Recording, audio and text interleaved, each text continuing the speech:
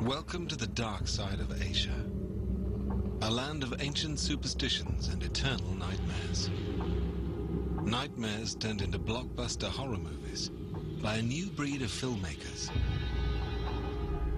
Their haunting visions are terrifying audiences worldwide and reinventing the horror film. Why is Asian horror so frightening? Could these tales of terror be more than mere fantasy?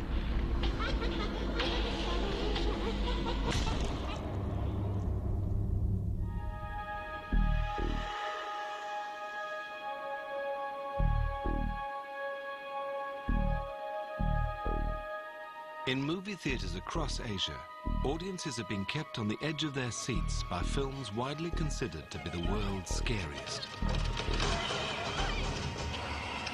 Asian directors have turned to their roots and come up with a unique brand of horror.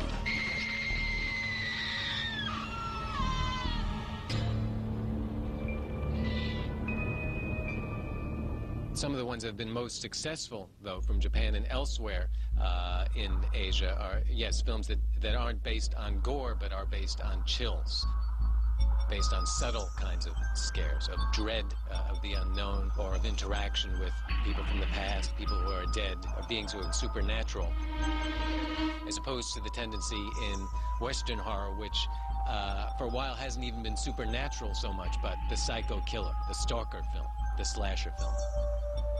Southeast Asia, despite its rapid modernization, it's a land of myths, legends, and widely held beliefs in the supernatural. They make the perfect ingredients for high-octane horror. These films are resurrecting traditional beliefs as a forceful reminder to its audiences not to forget their culture and history. You know how Hollywood films nowadays try to create their own myths, so that the movie has that sense of mythology. But for Asian stories, you do not need to artificially create the myth. The myths are there staring at you every single day. In Indonesia, one of the biggest horror films in recent years was Jelangkung. Filmed on video in only 9 days at a tenth of the usual budget, the film went on to become bigger than Titanic.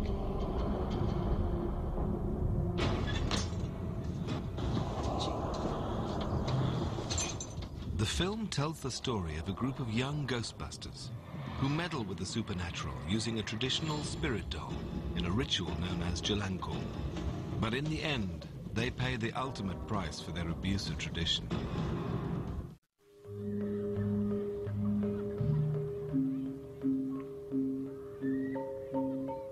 In Indonesia, superstitions about the supernatural are not to be tampered with. Beliefs about ghosts and spirits are deeply ingrained in people's minds. Ancient rituals are still practiced to make contact with the spirit world.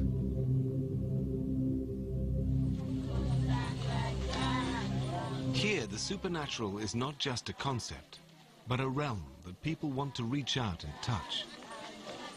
The spirit doll in Jelangkung harks back to traditional animistic beliefs.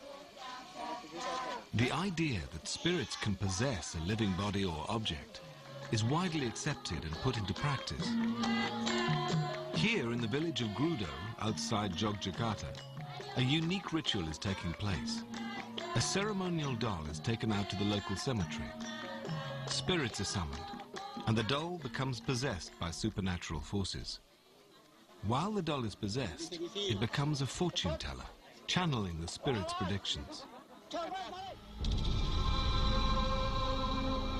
The villagers have adapted the ceremony to become a common household practice. Families commune with spirits using a Jelangkung doll made from a simple gourd that becomes possessed.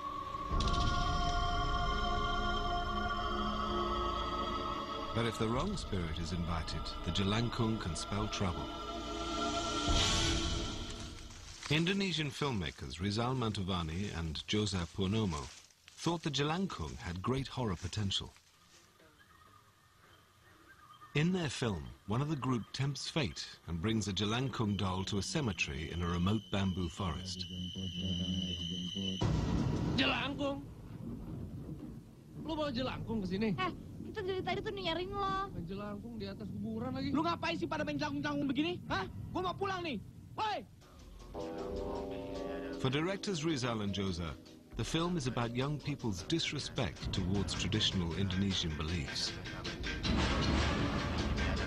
The attitude of the younger generation towards the culture, sometimes they see it as they mock it, you know. Sometimes they're too cocky about stuff, and it shows because I'm actually one of them. I mean, I go to the graveyard with my friends and just sit there and, you know, wait for things to happen, and it didn't. And I go home and we said, there's nothing there, and that kind of attitude, I think, is disrespectful.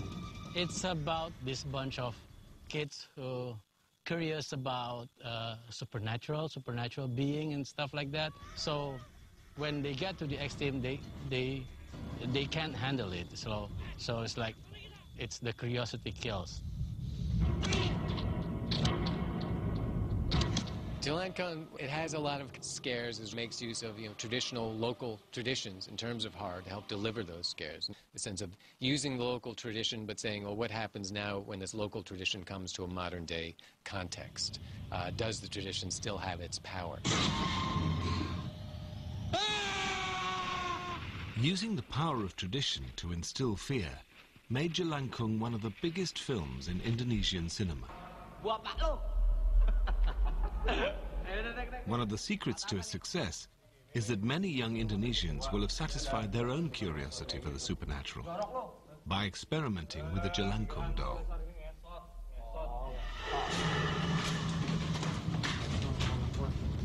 Assalamualaikum ya para arwah. Mohon bantuannya untuk bisa ngebantu kami.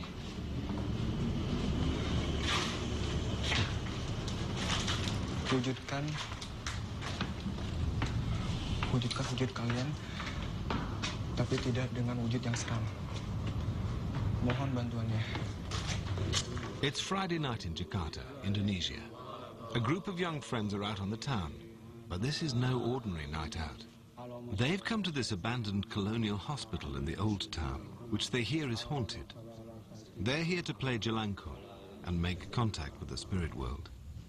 Jelangkung, Jelangkung, datanglah. Di sini ada pesta. Datang tadi jemput, pulang tadi antar. Jelangkung, Jelangkung, datanglah. Di sini ada pesta. Datang tadi jemput, pulang tadi antar.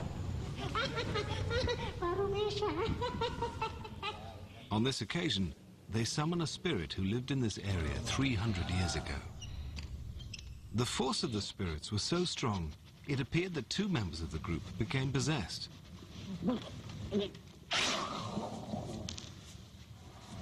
The film Jelangkung tapped into this extraordinary passion that many Indonesians have about ghosts. And it also brought to the big screen an infamous ghost from Indonesia's past, who is still said to haunt this hospital in Old Jakarta.